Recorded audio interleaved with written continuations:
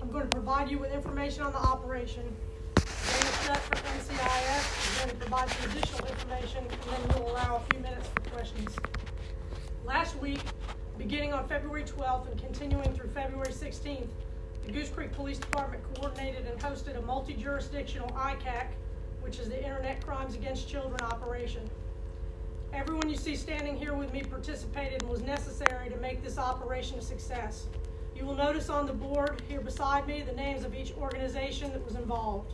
Starting with the elected officials and their agencies are Alan Wilson in the South Carolina Attorney General's Office, Sheriff Dwayne Lewis in the Berkeley County Sheriff's Office, Sheriff Kevin Tolson in the York County Sheriff's Office, Sheriff Brian Wallace in the Marion County Sheriff's Office.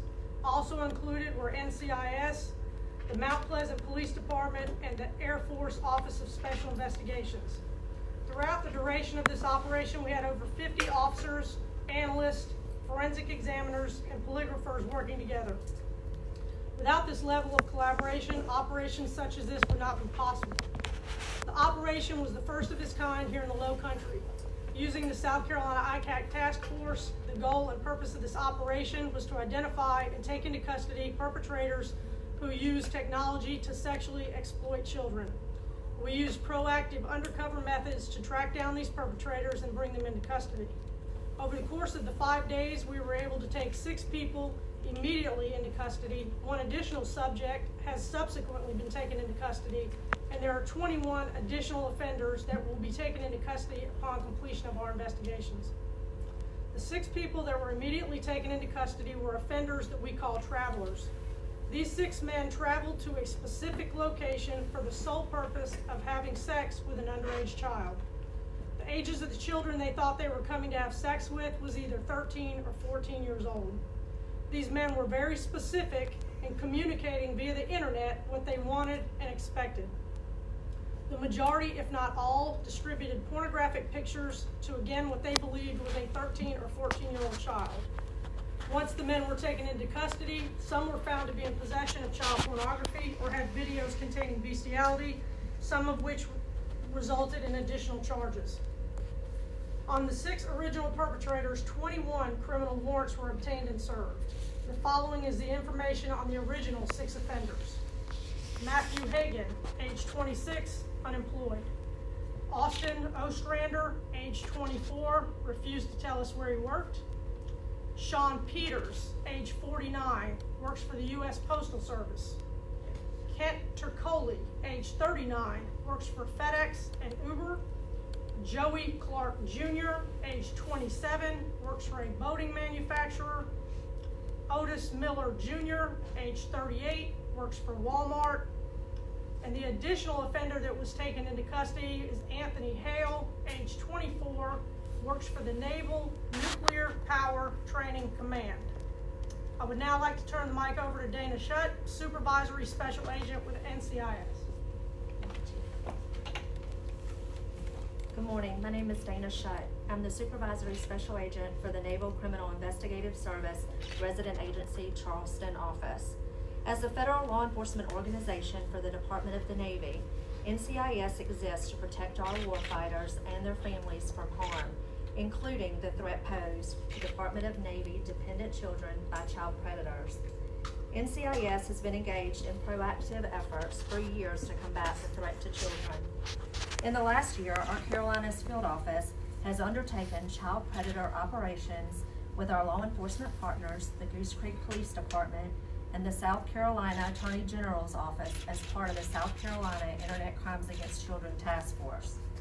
These initiatives resulted in 7 arrests for attempting to engage minors online and via text message for sex. I would like to thank our law enforcement colleagues here today for the continuing partnership with NCIS in protecting children where our Department of the Navy personnel and families live and work. Thank you.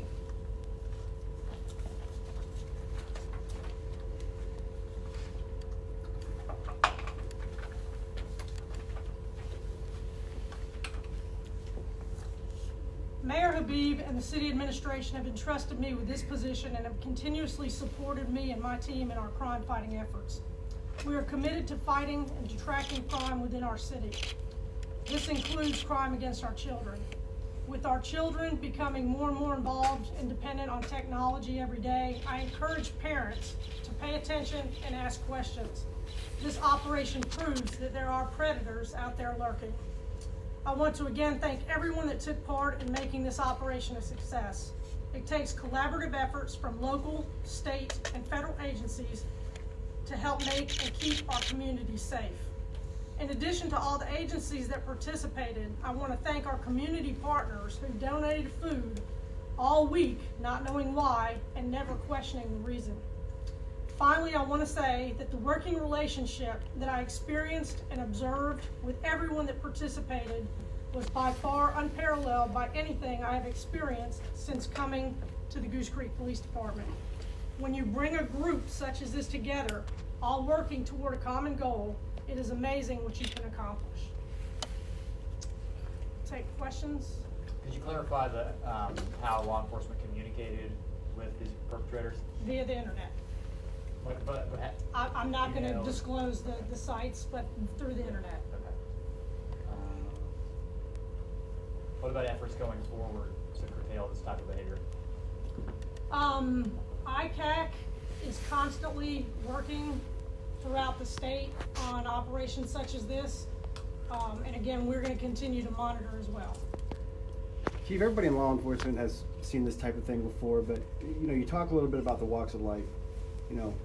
Just adults you assume just live normal lives, and it's just the opposite. Can you talk a little bit about that? Again, it affects everyone. Like you just said, all walks of life. Based on what I just told you, they work in all different types of areas. The age groups are all over the place, so it's not just one group of people that we are going after. As it relates to demographics, as it relates to ages, as it relates to economic background, it affects everyone. Can you describe a little more about exactly what you guys have been doing for the last few days, or can you describe a little more about that, or? I really can't. I mean, we used undercover operations to track down the people that we took into custody. How much reason is there to believe that there are a lot more people out there like this? Oh, there are. There definitely are. Again, this was over the course of 5 days, and essentially with everyone that we're going to ultimately have in custody, we're talking 28 people that we have within a 5-day time frame. How big was this operation as far as planning? Like, how long have you been working on it? How long did it take to get to those 5 days? Yeah, we've been putting this together for about 5 months.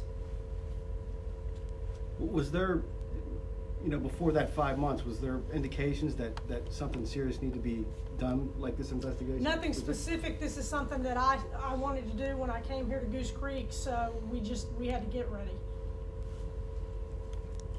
Is this an issue you've seen more in Goose Creek than you might have seen in other areas? Yes, sir. It's prominent all over the state of South Carolina and all over the United States.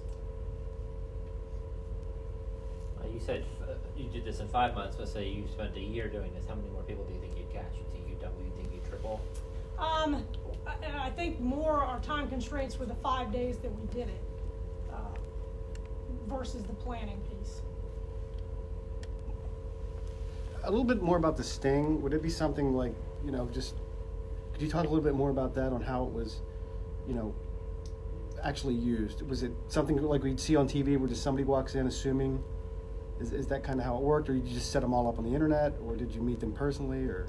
The 6 that we took into custody are what we call travelers into custody in person. And you did touch on that, I'm sorry. And do you have additional people that you're working on from? 21. I'm sorry, I know you mentioned that a minute ago. How are you kind of keeping tabs on 21 people? Our investigators are actively working those 21 cases.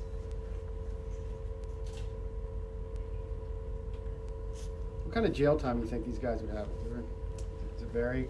It varies. It's going to be up to the judge and up to what happens when they go to court. And do these guys have backgrounds like this in the past, any of them, or is it varied? I believe it varied. Some of them had some criminal records. I don't believe any of the people that we took into custody had any convictions on anything that was related to this. None of them were registered sex offenders or anything? Do not think so, no.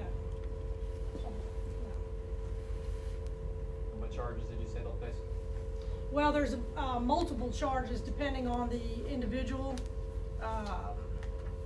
Attempted criminal sexual conduct, exploitation charges, distribution of child pornography.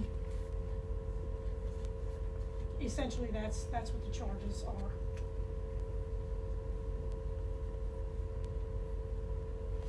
Any other thoughts? Any other questions? All right, well, think thank we're y'all good. for coming. Thank you.